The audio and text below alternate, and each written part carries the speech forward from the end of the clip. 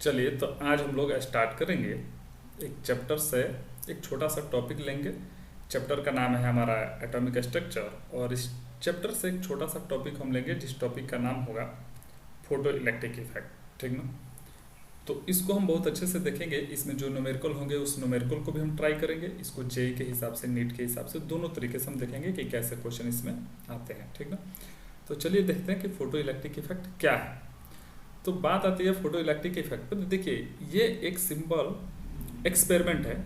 Photo electric effect एक experiment है, जो एक्सपेरिमेंट हमको ये कंफर्म करता है कि लाइट का पार्टिकल नेचर भी होता है। लाइट का डोल नेचर हमने पढ़ा था क्या, वेव नेचर और पार्टिकल नेचर। तो ये एक्सपेरिमेंट कंफर्मेशन देता है कि लाइट का पार्टिकल नेचर होता है। ठीक ना। और इस एक्सपेरिमेंट को परफॉर्म किए थे एच हर्श ने। ठीक ना। एच हर्श ने एक्सपेरिमेंट परफॉर्म किया था। तो चलिए बेसिक फंडा इस एक्सपेरिमेंट का हम समझते हैं कि फोटो इलेक्ट्रिक इफेक्ट में क्या होता है। ठीक ना।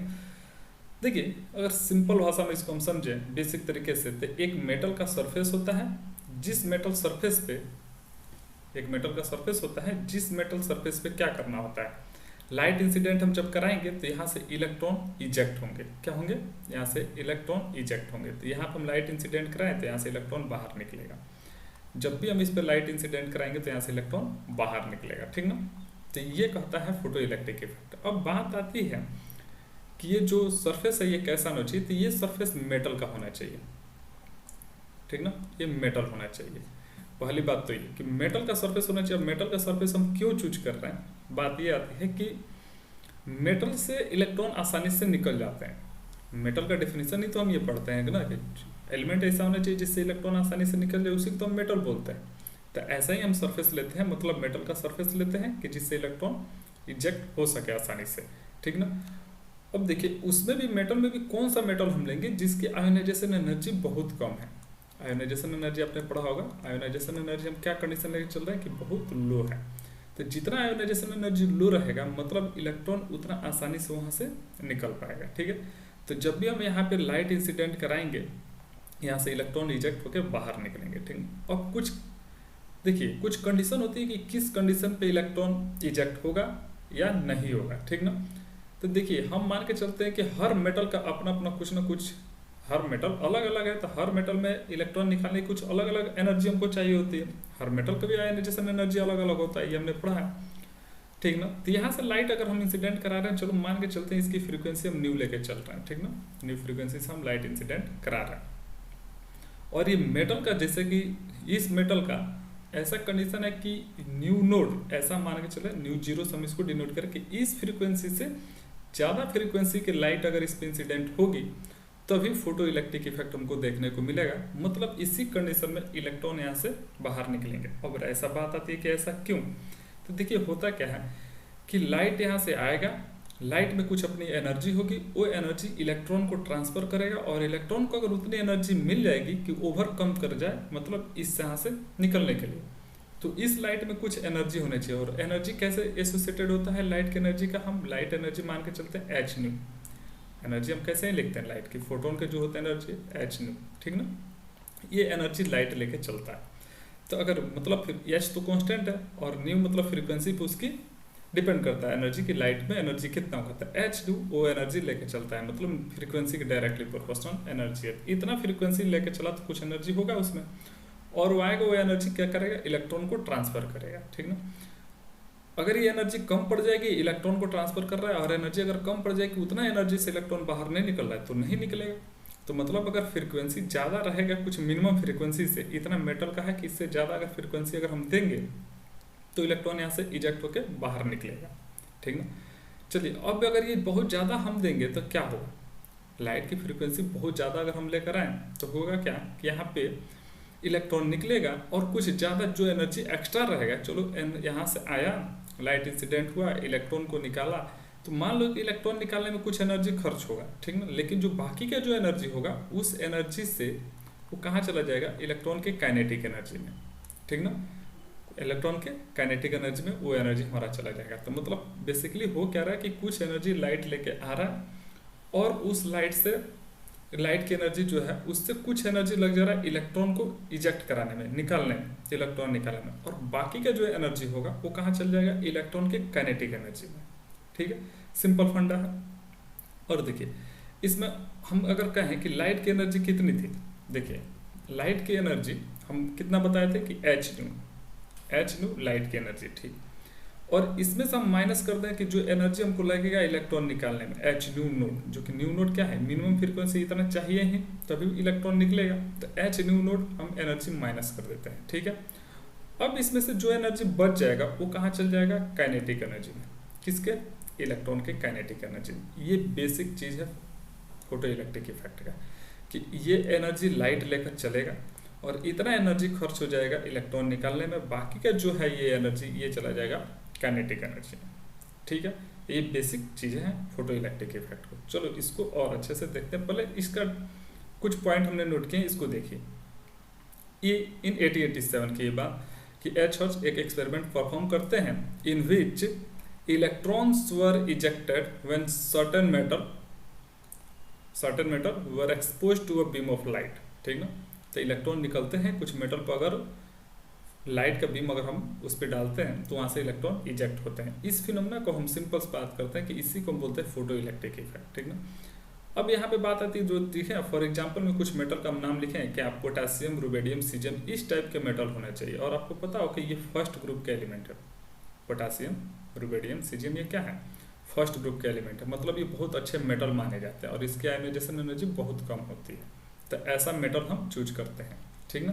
तो ऐसा मेटल लेंगे जिससे आसानी से इलेक्ट्रॉन निकल जाए। तो वैसे मेटल सरफेस पे जब हम लाइट इंसिडेंट कराएंगे तो वहाँ से कुछ इलेक्ट्रॉन इजेक्ट होंगे, ठीक है। और इससे डिटेल में बात करते हैं, अब आगे बढ़ते हैं एक एक पॉइंट करके। देखिए ये है वो एक्सपेरिमेंट, ये है वो एक्सपेरिमेंट जिससे डिटेक्ट हम करते हैं कि मेटल सरफेस से इलेक्ट्रॉन निकलता है। इसमें हो क्या रहा है, देखिए ये जो है मेटल का सरफेस हमने लिया है, यहाँ आपको दिख रहा है ये मेटल का सरफेस हमने लिया है, ठीक ना। और इस मेटल सरफेस पे हम कर क्या रहे हैं, एक लाइट इंसिडेंट करा रहे हैं, यहाँ से हम लाइट इंसिडेंट करा रहे हैं, ठीक ना। तो चलिए इस मेटल सरफेस पे हम जब लाइट इंसिडेंट कराएंगे तो होगा क्या, यहाँ से। अब उससे पहले देखिए हमने कर क्या रखा है कि ये जो बैटरी है, बैटरी का ये निगेटिव टर्मिनल है, ठीक ना, और यहाँ पे पॉजिटिव टर्मिनल है। तो हमने क्या किया, निगेटिव टर्मिनल से ये मेटल को कनेक्ट किया, निगेटिव टर्मिनल से मेटल को कनेक्ट किया, और इस साइड हमने पॉजिटिव टर्मिनल बना रखा है। ये कंडीशन समझिएगा, ठीक ना। अब देखिए होगा क्या, जब यहाँ से लाइट इंसिडेंट होगा तो यहाँ से इलेक्ट्रॉन इजेक्ट होंगे, और ये टर्मिनल हमने कैसा बना रखा है, निगेटिव साइन का, ठीक ना। इलेक्ट्रॉन में चार्ज कैसा होगा, निगेटिव, ठीक है। तो अब निगेटिव के बीच में यहाँ पे रिपल्सन होगा, इसीलिए तो हमने लगा रखा था, ये निगेटिव टर्मिनल लगा रहा था, इलेक्ट्रॉन यहाँ से इजेक्ट होंगे, यहाँ रिपल्सन होगा। तो रिपल्सन होगा तो उससे क्या होगा, इस साइड हमने पॉजिटिव टर्मिनल बना रखा है, ये क्या करेगा, निगेटिव इलेक्ट्रॉन को मतलब अपनी तरफ अट्रैक्ट करेगा। तो फाइनली होगा क्या कि जब भी लाइट इंसिडेंट होगा, यहाँ पे लाइट इंसिडेंट होगा, यहाँ से इलेक्ट्रॉन इजेक्ट होगा, यहाँ से रिपल्सन चालू होगा और इधर अट्रैक्शन चालू होगा, तो इलेक्ट्रॉन इस डायरेक्शन में फ्लो करने स्टार्ट हो जाएंगे, ठीक है। इलेक्ट्रॉन फ्लो करने स्टार्ट हो जाएंगे, और यही जो भी इलेक्ट्रॉन फ्लो करना स्टार्ट हो जाते हैं इसी को हम बोलते हैं फोटो करंट, ठीक है। हम क्या बोलते हैं इसको, फोटो करंट, ठीक ना। तो सिंपल सा एक्सपेरिमेंट है कि एक मेटल का सरफेस हमने ले लिया है, इस पर लाइट हमने इंसिडेंट कराया है और यहाँ से इलेक्ट्रॉन इजेक्ट होकर बाहर निकल रहा है। कंडीशन हमने बनाया है कि ये जो ट्यूब है ये वैक्यूम हमने रखा है, ये वैक्यूम चैम्बर हमने बना रखा है, ठीक है। ये बेसिक चीज़ है। और यहाँ पे हमने एमीटर लगाया है, एमीटर हमने इसलिए लगाया है कि जब इलेक्ट्रॉन इसमें फ्लो करना स्टार्ट हो जाएंगे तो वहीं तो बताते हैं कि करंट इसमें आ रहा है, अगर चार्ज फ्लो हो रहा है तो ये एमीटर क्या करेगा, वो करंट को डिटेक्ट करेगा, तो इसलिए हमने एमीटर लगा रखा है, ठीक है। तो ये था बेसिक सा एक्सपेरिमेंट। इस एक्सपेरिमेंट से हमको पता चलता है फोटो इलेक्ट्रिक इफेक्ट के बारे में। अब चलिए इस एक्सपेरिमेंट का रिजल्ट काफ़ी इंपॉर्टेंट है, रिजल्ट के बारे में हम देखते हैं कि रिजल्ट क्या करता है। वेरी वेरी इंपॉर्टेंट, जो कि क्वेश्चन हमारे आते हैं तो यहाँ से काफ़ी इंपॉर्टेंट हो जाते हैं, बार बार ऐसे कुछ ना थ्योरेटिकल क्वेश्चन इसमें से आ जाते हैं, ठीक है ना। जे या नीट दोनों के केस में हम बात कर रहे हैं। एक एक पॉइंट को हम समझते हैं कि क्या है। पहली कंडीशन ये है, वही बात हम बार बार करेंगे कि एक मेटल सरफेस पर लाइट इंसिडेंट कराएंगे और यहाँ से इलेक्ट्रॉन इजेक्ट होंगे। इसमें मेन चीज़ क्या होता है, देखिए कि जैसे ही यहाँ से लाइट इंसिडेंट होगा उसी टाइम यहाँ से इलेक्ट्रॉन इजेक्ट होंगे। उस चीज़ में, इस एक्सपेरिमेंट, इस प्रोसेस में कोई टाइम लैग नहीं होगा कि लाइट हमने अभी इंसिडेंट कराया और कुछ सेकंड बाद इलेक्ट्रॉन वहाँ से निकलेंगे, ऐसा बिल्कुल नहीं। मिली सेकंड का भी कोई टाइम लैग नहीं होता है इस प्रोसेस में। जैसे ही लाइट इंसिडेंट होगा उसी टाइम इलेक्ट्रॉन वहाँ से इजेक्ट हो जाएंगे, ठीक ना। तो पहला पॉइंट हमने वही नोट कर रखा है, कह रहा है the electrons are ejected from the metal surface as soon as the beam of light strike the surface. ठीक ना, जैसे ही मेटल सरफेस पर लाइट स्ट्राइक करेगा इलेक्ट्रॉन वहां से इजेक्ट होने स्टार्ट हो जाएंगे। उसी को अगर अलग वर्ड में हम देखें तो लिखा हुआ है there is no time lag. ठीक ना, नो टाइम लैग मतलब मिली सेकेंड का भी कोई टाइम लैग नहीं रहेगा between the striking off light beam and the ejection of electron from the metal surface. ठीक है, तो पहला पॉइंट हमारा ये हो गया क्या कि कोई टाइम लैग नहीं होगा लाइट इंसिडेंट होने में और इलेक्ट्रॉन के इजेक्ट होने में। ठीक ना, अब देखिए सेकंड बात आती है वेरी वेरी इंपॉर्टेंट। सेकंड बात को पॉइंट को इंपॉर्टेंट मार्क करेंगे हम। इसमें कह रहा है कि अब देखिए समझने वाली ये बात है कि लाइट इंसिडेंट जब होगा तो इलेक्ट्रॉन तो इजेक्ट होंगे, ये सिंपल सी बात हो गई। लेकिन कितने नंबर ऑफ इलेक्ट्रॉन इजेक्ट होंगे ये कैसे हमको पता चलेगा, ये किस चीज़ पे डिपेंड करेगा, कौन बताएगा कि कितने नंबर ऑफ इलेक्ट्रॉन इजेक्ट होंगे। तो ये बात करता है लाइट की इंटेंसिटी या ब्राइटनेस।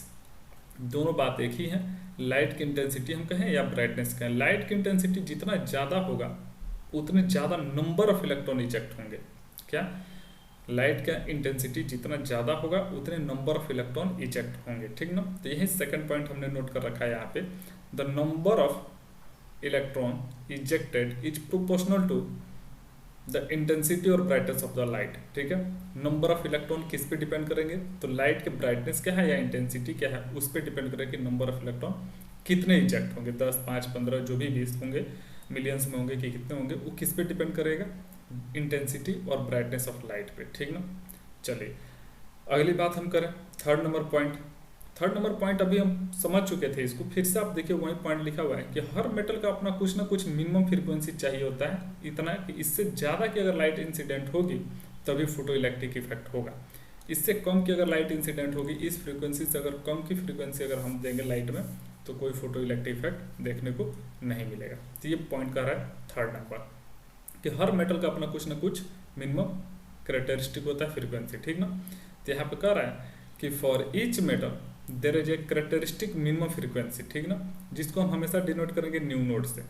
ठीक ना, इसको हम also known as threshold frequency, इसको हम थ्रेशोल्ड फ्रीक्वेंसी भी बोलते हैं। जैसे कि अगर कहीं भी आपको न्यू नोड देखा लिखा हुआ तो इसको बोलेंगे कि थ्रेशोल्ड फ्रीक्वेंसी या मिनिमम फ्रीक्वेंसी। ठीक ना, कि इससे ज़्यादा होगा लाइट के फ्रीक्वेंसी तभी हम बताएंगे कि फोटो इलेक्ट्रिक इफेक्ट होगा। बिलो विच फोटो, उससे अगर कम अगर हो जाए तो below which photo electric effect not observe, अगर इस फ्रीक्वेंसी से कम की फ्रीक्वेंसी हो जाए तो फोटो इलेक्ट्रिक इफेक्ट देखने को नहीं मिलेगा। तो ये जो चीज़ हम लिख रहे हैं न्यू नोड, ये हर मेटल का अपना अपना होता है। ये किसका होता है, ये मेटल सरफेस का अपना अलग अलग होता है। ठीक ना, चलिए अब पॉइंट नंबर 4 देखते हैं क्या है। पॉइंट नंबर 4 कि अब तो बात हो गई कि कंडीशन हमको समझ में आया कि न्यू नोड से ज़्यादा होना चाहिए, न्यू फ्रीक्वेंसी ज़्यादा होना चाहिए। बात आती है कितना ज़्यादा होना चाहिए, तो अब ये बात आता है एट ए फ्रीक्वेंसी, जो कि फ्रीक्वेंसी ज़्यादा है new greater then new node. ठीक ना, तब क्या होगा, इलेक्ट्रॉन इजेक्ट होंगे। और बहुत ज़्यादा होगा, जितना हम इसको बढ़ाएंगे होगा क्या, जो कि इलेक्ट्रॉन निकालने के लिए एनर्जी वो तो फिक्स है कि लाइट यहाँ से आएगा, इंसिडेंट होगा और यहाँ से इलेक्ट्रॉन निकलेगा, लेकिन इलेक्ट्रॉन निकालने में जो एनर्जी वो तो फिक्स है। अब उससे जितना ज़्यादा हम देंगे वो सब किस में चला जाएगा, तो इलेक्ट्रॉन के काइनेटिक एनर्जी में। किस में चला जाएगा, काइनेटिक एनर्जी में। तो पॉइंट नंबर 4 पढ़िए, एट ए फ्रीक्वेंसी, अब जब कंडीशन हम दे दिए कि न्यू ग्रेटर देन है न्यू नोड से। ठीक ना, the ejected electrons comes out with certain kinetic energy. ठीक ना, अभी जो काइनेटिक एनर्जी है अब these electron increases with the increase of frequency of light incident. Simple सी बात है कि लाइट में फ्रीक्वेंसी की जितनी भी हम बढ़ाएंगे तो एच न्यू नोड मतलब इसकी एनर्जी भी बढ़ती जाएगी। तो लाइट की फ्रीक्वेंसी जितना हम बढ़ाएंगे उतना काइनेटिक एनर्जी भी इंक्रीज करता जाएगा। ठीक है, सिंपल सी बात है। और नंबर ऑफ इलेक्ट्रॉन कैसे इंक्रीज करेगा, हम ब्राइटनेस है इंटेंसिटी बढ़ाएंगे तब। ठीक ना, तो काइनेटिक एनर्जी का ब्राइटनेस और इंटेंसिटी से कोई लेना देना नहीं है। काइनेटिक एनर्जी का किससे मतलब है, ब्राइटनेस है फ्रीक्वेंसी से। ठीक है, लास्ट वाला पॉइंट वही हमने बताया, अभी जो बताया वही पॉइंट लिखा हुआ है कि it has been observed through the number of electron ejected does depend, क्या ऐसे देखिए, the number of electrons ejected does depend upon the brightness. ठीक है, ब्राइटनेस ऑफ लाइट, ये ब्राइटनेस ऑफ लाइट पे डिपेंड करेगा नंबर ऑफ इलेक्ट्रॉन कितने eject होंगे। अगला पॉइंट कर रहा है kinetic energy of the ejected electron does not, मतलब काइनेटिक एनर्जी नहीं डिपेंड करेगा ब्राइटनेस या इंटेंसिटी ऑफ लाइट पे। काइनेटिक एनर्जी किस पे डिपेंड करेगा, तो डिपेंड करेगा फ्रीक्वेंसी पे। तो यहाँ लिख लो छोटा सा एक, बस एक से पॉइंट बना के कि काइनेटिक एनर्जी किस पे डिपेंड करेगा, फ्रीक्वेंसी ऑफ लाइट पे। और number of electrons ejected, number of electrons किस पे डिपेंड करेंगे, इंटेंसिटी कहिए या ब्राइटनेस कहिए, ठीक है, इंटेंसिटी। तो ये 2 पॉइंट लिख लो कि अब ये बार बार कंफ्यूजन नहीं होगी। काइनेटिक एनर्जी डायरेक्ट फ्रीक्वेंसी से हमारा रिलेशन है, और नंबर ऑफ इलेक्ट्रॉन कितने रिजेक्ट होंगे वो हमारा ब्राइटनेस कहिए या इंटेंसिटी से रिलेटेड है, ठीक ना। चलिए अब आगे बढ़ते हैं। आगे है वही जो बात अभी हम कर रहे थे, थ्रेशोल्ड फ्रीक्वेंसी या वर्क फंक्शन। थ्रेशोल्ड फ्रीक्वेंसी अब आपने पढ़ लिया, क्या वही जो कि मिनिमम फ्रीक्वेंसी हर मेटल का अपना होता है कि उससे ज़्यादा का अगर फ्रीक्वेंसी देंगे तभी जाके इलेक्ट्रॉन्स वहाँ से इजेक्ट होंगे। उसी मिनिमम फ्रीक्वेंसी को हम बोल रहे हैं कि वो थ्रेशोल्ड फ्रीक्वेंसी है। उसी मिनिमम फ्रीक्वेंसी को हम क्या नाम दे रहे हैं, थ्रेशोल्ड फ्रीक्वेंसी, ठीक है। जैसे कि यहाँ पे मेटल सरफेस हमने बनाया और यहाँ से लाइट इंसिडेंट हमने कराया, तो यहाँ से इलेक्ट्रॉन इजेक्ट हुए, ठीक है। लाइट हम इंसिडेंट कराएंगे तो इजेक्ट होंगे। और इस मेटल सरफेस का, ये जो मेटल सरफेस है, इसका अपना कुछ मिनिमम क्राइटेरिया होगा कि इस फ्रीक्वेंसी से ज़्यादा फ्रीक्वेंसी अगर लाइट की रहेगी, लाइट की फ्रीक्वेंसी न्यू है, अगर ये ज़्यादा रहेगा तभी जाके यहाँ से इलेक्ट्रॉन्स इजेक्ट होंगे। तो ये जो मिनिमम फ्रीक्वेंसी है इसी को हम बोलते हैं क्या, थ्रेशोल्ड फ्रीक्वेंसी, ठीक ना। इसी को हम बोलते हैं थ्रेशोल्ड फ्रीक्वेंसी। अच्छा, अब बात आती है कि अगर ये जो ज़्यादा नहीं है, इक्वल है, अप्रोक्स इक्वल मान के चलो कि अगर इक्वल हो जाए थ्रेशोल्ड फ्रीक्वेंसी के बराबर, लाइट की फ्रीक्वेंसी किसके बराबर हो जाए, मिनिमम जितना मेटल को चाहिए उसके बराबर हो जाए, तब हम मान के चलते हैं इलेक्ट्रॉन्स यहाँ से इजेक्ट होंगे, लेकिन उसमें काइनेटिक एनर्जी कुछ नहीं होगा। काइनेटिक एनर्जी क्या होगा, 0 हम मान के चलेंगे, इलेक्ट्रॉन इजेक्ट होंगे फिर भी, ठीक ना। चलिए, तो यही पॉइंट यहाँ पे लिखा हुआ है कि पॉइंट एक बार आप पढ़ के देख लीजिए कि यहाँ पे क्या लिखा हुआ है। यहाँ कह रहा है the minimum frequency of incident light, ठीक ना, which can cause photo electric emission. ये मिनिमम कितना होना चाहिए, मतलब इसके इक्वल होना चाहिए, तब जाके वो कम से कम फोटो इलेक्ट्रिक इमिशन आपको देखने को मिलेगा। तो मिनिमम वैसी फ्रीक्वेंसी को हम बोल रहे हैं, ठीक ना। This frequency is just able to eject electron without giving them additional energy. Additional energy कौन सा होगा, काइनेटिक एनर्जी, ठीक ना। तो उसमें काइनेटिक एनर्जी अगर 0 है तो मान के चलते हैं कि ये लगभग इक्वल है, ठीक है। आगे बढ़िए। अब इसी टर्म को, फ्रीक्वेंसी को टर्म को अगर हम एनर्जी के टर्म में समझें, फ्रीक्वेंसी वाला बात अगर हम एनर्जी के टर्म में समझें तो उसी को हम बोलते हैं कि वर्क फंक्शन। कैसा हम एनर्जी के टर्म में समझेंगे, देखिए हम यहाँ पे अभी जो बात बता रहे थे कि लाइट इंसिडेंट कराएंगे और ये लाइट की फ्रीक्वेंसी कुछ न्यू होगी, और जब लाइट की एनर्जी की बात करेंगे तो इसमें एच न्यू होगी, ठीक है। एनर्जी कितना हो गया, एच न्यू, ठीक ना। मिनिमम फ्रीक्वेंसी कितना चाहिए, न्यू नोड, तो मतलब मिनिमम एनर्जी कितना चाहिए, एच न्यू नोड, ठीक है। इलेक्ट्रॉन्स निकालने के लिए, इलेक्ट्रॉन्स यहाँ से इजेक्ट हो जाएंगे, ठीक है। तो ये जो मिनिमम एनर्जी चाहिए, इतना मिनिमम एनर्जी चाहिए इलेक्ट्रॉन्स निकालने के लिए, ठीक ना। तो इसी को हम बोलते हैं क्या, वर्क फंक्शन। तो अगर हम फ्रीक्वेंसी के टर्म में बात करें तो उसको हम बोलते हैं थ्रेशोल्ड फ्रीक्वेंसी की मिनिमम फ्रीक्वेंसी कितना चाहिए, और हम अगर एनर्जी के टर्म में बात करें तो उसको हम बोलते हैं क्या, वर्क फंक्शन, ठीक है। कोई दिक्कत नहीं होनी चाहिए। तो वर्क फंक्शन को हम पढ़ लेते हैं कि क्या लिखा हुआ है। The minimum quantity of energy which is required to remove an electron to infinity from the surface of given solid, ठीक है। यूजुअली ए मेटल सरफेस हम ही लेते हैं, ठीक है। अब देखिए बात क्या लिखा हुआ है कि ये एनर्जी क्या है, लाइट की एनर्जी है, और ये लाइट की एनर्जी जाएगा किस में, तो इतना, इसी को हम डिनोट कर रहे हैं वर्क फंक्शन, मतलब इतना एनर्जी चाहिए क्या, फाई से हम डिनोट कर रहे हैं जिसको कि वर्क फंक्शन। ये एनर्जी हमको चाहिए किससे, इलेक्ट्रॉन निकालने के लिए, इतना एनर्जी इलेक्ट्रॉन निकालने में खर्च हो जाएगा। अब जो बाकी का एनर्जी होगा वो किस में चल जाएगा, काइनेटिक एनर्जी में, ठीक है। तो उसी ये जो लाइट की इंसिडेंट एनर्जी कितना होगा, एच न्यू, अगर न्यू फ्रीक्वेंसी है लाइट की तो एच न्यू एनर्जी उसमें होगा, और एच न्यू नोट क्या होगा, इतना एनर्जी होगा मिनिमम एनर्जी इलेक्ट्रॉन निकालने के लिए, और बाकी ये किस में जाएगा, काइनेटिक एनर्जी में। यही चीज़ यहाँ पे लिखा हुआ है। इसको हम ऐसे भी लिखें कि एच न्यू नोट लाइट की एनर्जी हो गई, इसमें से माइनस कर लेते हैं क्या, कि एच न्यू नोट जितना इलेक्ट्रॉन निकालने में खर्च हो जाएगा, बाकी का जो बच जाएगा वो कहाँ चल जाएगा, काइनेटिक एनर्जी में, इलेक्ट्रॉन के, ठीक है। तो ये सिंपल सा हम ऐसे भी यूज कर सकते हैं। इस पर न्यूमेरिकल काफ़ी बनते हैं, बार बार न्यूमेरिकल इस पर पूछा जाता है, सिंपल सा फॉर्मूला यही हमको यूज करना होता है, ठीक ना।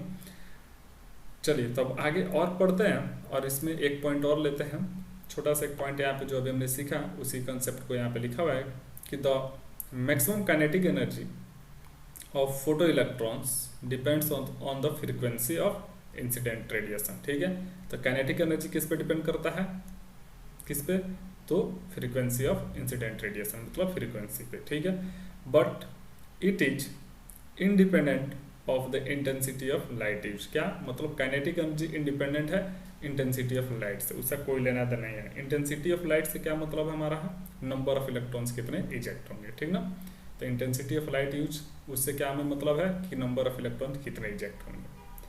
अच्छा, यहाँ पे एक छोटा सा पॉइंट लिया गया है, आप बताइए, क्वेश्चन है कि in photo electric effect the kinetic energy of photo electron increases linearly with. तो काइनेटिक एनर्जी का किससे लेना देना है, बताइए, काइनेटिक एनर्जी का किससे हमारा मतलब है, फ्रीक्वेंसी से। ठीक ना, वेलोसिटी, एटॉमिक मास, इस सबसे कोई लेना देना नहीं है। अब बात आती है कि वेवलेंथ से, तो इसमें कहा लिनियरली, तो लिनियरली होगा फ्रीक्वेंसी से, और फ्रीक्वेंसी और वेवलेंथ में क्या रिलेशन होता है, is equal to H C, जैसे कि हम लिखते हैं ना, फ्रीक्वेंसी और ये वेवलेंथ ये इन्वर्सली प्रोपोर्शनल होते हैं। फिर फ्रीक्वेंसी को हम ऐसे लिखते हैं 1/λ, इन्वर्सली प्रोपोर्शनल टू वेवलेंथ। तो अगर लिनियरली कर रहे हैं तो हम फ्रीक्वेंसी को बताएंगे, और इन्वर्सली करता तो हम वेवलेंथ को बताते। तो हमको लिनियरली पूछा गया है तो हम वेवलेंथ फ्रीक्वेंसी बताएंगे। ठीक ना, तो ये हो गया सिंपल सा एक क्वेश्चन। अब आगे हम बढ़ते हैं। इसमें देखिए एक ग्राफ है, ग्राफ हमको बोला जाता है ड्रॉ करने के लिए kinetic energy of photo electron versus frequency. ठीक ना, ये इम्पोर्टेंट। ठीक ना, तो इसमें होता क्या है, देखिए हमने बात किया था कि फोटो इलेक्ट्रॉन होने के लिए, फोटो इलेक्ट्रिक इफेक्ट होने के लिए क्या चाहिए, न्यू नोड से ज़्यादा होना चाहिए। न्यू मतलब लाइट की फ्रीक्वेंसी कुछ मिनिमम फ्रीक्वेंसी मेटल का जो चाहिए उससे ज़्यादा होना चाहिए। ठीक है, तो चलिए ये कंडीशन अगर हम दे रहे हैं तो फोटो इलेक्ट्रिक इफेक्ट होगा। तो कम से कम फ्रीक्वेंसी जो स्टार्ट होगा, ये जो न्यू नोड हमने बना रखा है इससे आगे से ही स्टार्ट होगा। ठीक है, इससे ज़्यादा ही होना चाहिए। अब बात आती है अगर इससे ज़्यादा होगा तो कुछ ना कुछ काइनेटिक एनर्जी भी उसमें होगा, इक्वल नहीं, अगर उससे कुछ ज़्यादा होगा तो उसमें कुछ काइनेटिक एनर्जी भी होगा। तो काइनेटिक एनर्जी हम मान के चलते हैं यहाँ पे है। ठीक ना, फ्रीक्वेंसी हम कुछ ज़्यादा यहाँ पे दे रहे हैं। ठीक ना, इसलिए हम ग्राफ को यहाँ से स्टार्ट करते हैं। ये ग्राफ हम ऐसे बनाते हैं, इसको हम जीरो से यहाँ से स्टार्ट नहीं करते हैं, ये ध्यान रखिएगा। इसमें क्या है कि अगर जीरो से हम स्टार्ट करते हैं फ्रीक्वेंसी जीरो, तो काइनेटिक एनर्जी स्टार्ट होगा जीरो से, ऐसा बिल्कुल नहीं करना है। ठीक ना, तो ये फ्रीक्वेंसी अगर जीरो होगा या जीरो नहीं मतलब इससे ज़्यादा होगा तभी फोटो इलेक्ट्रिक इफेक्ट होगा और कुछ काइनेटिक एनर्जी के साथ इलेक्ट्रॉन इजेक्ट होंगे। ठीक ना, तो ये ग्राफ हम इसलिए ऐसे बनाते हैं। अब दूसरा ग्राफ इसी का आता है कि kinetic energy of photo electron और किससे वर्स इंटेंसिटी से। तो बार बार हम बात करें कि इंटेंसिटी से काइनेटिक एनर्जी का कोई लेना देना नहीं है। इंटेंसिटी आप कितना भी इंक्रीज करते रहिए, kinetic energy of photo electron constant रहेगा। ठीक है, तो जो काइनेटिक एनर्जी है वो उतना ही रहेगा, इंटेंसिटी से कोई लेना देना या ब्राइटनेस से कोई उससे लेना देना नहीं है। ठीक है, तो ये हो गया एक छोटा सा ग्राफ हमने देखा। इसी ग्राफ को यहाँ एक्सप्लेन किया गया है, जो टर्म हम बता रहे हैं आपको कि for the emission of photo electron frequency of incident light must be equal और greater than the threshold frequency. अब थ्रेशोल्ड फ्रीक्वेंसी से कम वो ज़्यादा होना चाहिए या इक्वल होना चाहिए। अगर इक्वल है तो काइनेटिक एनर्जी जीरो मान के चलेंगे, अगर ज़्यादा है तो कुछ ना कुछ काइनेटिक एनर्जी हम लेके चलेंगे। ठीक ना, अब सेकंड बात कर रहा है कि the rate of emission of photo electron from the surface of metal surface is directly proportional to intensity of light is. ठीक ना, तो रेट नंबर ऑफ कितने इलेक्ट्रॉन्स इजेक्ट होंगे पर सेकंड पर मिनट, वो rate of emission of photo electron जिसको हम बोल रहे हैं उस किस पे डिपेंड करेगा, इंटेंसिटी ऑफ इंसिडेंट लाइट पे। ठीक है, इंटेंसिटी से हमें मतलब है उसमें। अब आ जाती है बात एक छोटे से क्वेश्चन पे, जो बात उस समय से हम कर रहे हैं उस पर एक क्वेश्चन हम बनाते हैं। सिंपल सा क्वेश्चन सॉल्व भी किया हुआ है लेकिन हम आपको करके दिखाते हैं। कर आगे the threshold frequency new node, ये मेटल का थ्रेशोल्ड फ्रीक्वेंसी जो मिनिमम फ्रीक्वेंसी रिक्वायर्ड होता है। ठीक ना, तो हम यहाँ पे एक छोटा सा ड्रॉ कर लेते हैं कि लाइट इंसिडेंट यहाँ से हम कराएंगे और यहाँ पे न्यू नोड मिनिमम फ्रीक्वेंसी चाहिए यहाँ से इलेक्ट्रॉन इजेक्ट कराने के लिए, जो कि वैल्यू दिया गया है इतना, न्यू नोड की वैल्यू इतना दिया गया है। कह रहा है calculate the kinetic energy of electron emitted when radiation of frequency इतना। ये मतलब ये जो न्यू आ रहा है इसकी वैल्यू हमको दिया गया है इतना, हिट द मेटल सरफेस, हमको बताना क्या है, काइनेटिक एनर्जी। ठीक ना, तो मतलब होगा क्या कि एच न्यू एनर्जी लेकर लाइट चलेगा, उसमें से खर्च हो जाएगा एच न्यू नोड, यहाँ से इलेक्ट्रॉन्स निकालने में इतना एनर्जी खर्च हो जाएगा, जो बचेगा वो कहाँ चल जाएगा, काइनेटिक एनर्जी में। तो हम इसको लिखेंगे और ये जो बचेगा वो कहाँ जाएगा हमारा, काइनेटिक एनर्जी में। ठीक ना, तो अब इसी को सॉल्व कर लेना है। अब देखो तो दोनों में h कॉमन है, तो हम h कॉमन ले लेते हैं। अब बचा क्या, h new minus new node. New क्या है, मतलब ये लाइट की, और न्यू नोड क्या है, मिनिमम मेटल सरफेस की, ठीक ना, जो कि दोनों वैल्यू हमको दिया गया है। न्यू कितना दिया गया था, देखो लिखा है 1.1 इंटू 10⁻15 सेकेंड इनवर्स, ठीक ना। और न्यू नोड कितना लिया गया है, वो भी देखो तो दिया गया है 6 इंटू 10⁻14 सेकेंड इनवर्स। हम दोनों में इसको सेम करने की कोशिश करते हैं, 15 और 14 को दोनों में 14 बनाते हैं। तो हम यहाँ से h कॉमन ले लेते हैं और न्यू को हम लिख लेते हैं 11 इंटू 10⁻14, ठीक है, कोई दिक्कत नहीं होनी चाहिए। और न्यू नोड में हम लिख लेंगे क्या, 6 इंटू 10⁻14, ठीक ना। ये हमारे पास ये इक्वल हो जाएगा किसके, काइनेटिक एनर्जी के, ठीक है। अब h की वैल्यू जो होती है प्लैंक कांस्टेंट, ये आपको पता होगा 6 इंटू 6.626 इंटू 10⁻34, तो उसकी वैल्यू आप यहाँ पुट करेंगे कितना, और यहाँ से 10⁻14 हम कॉमन ले लेंगे। तो हम यहाँ पे लिखेंगे 6 इंटू 6.626 इंटू 10⁻34, ठीक है, -34, और यहाँ पे हम ले लेंगे 10⁻14 कॉमन, ठीक है, 10⁻14 कॉमन हो जाएगा, और इसको और अंदर में 11 माइनस 6 ये हो जाएगा 5।